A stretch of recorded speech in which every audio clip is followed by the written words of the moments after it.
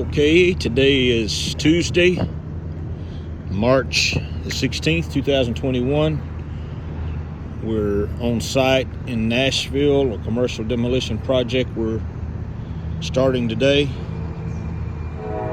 The asbestos has already been abated on this one,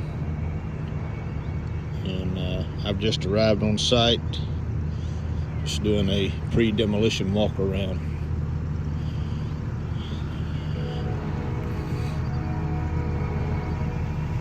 Alex will be here in a few minutes, start the tear down.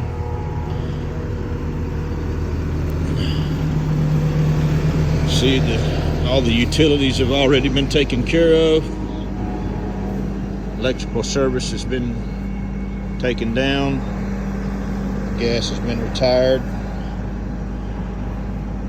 And Ricky's already taken care of the water for us.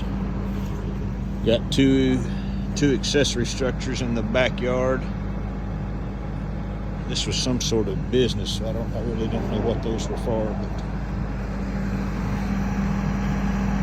anyway, so we'll be tearing those two structures back there.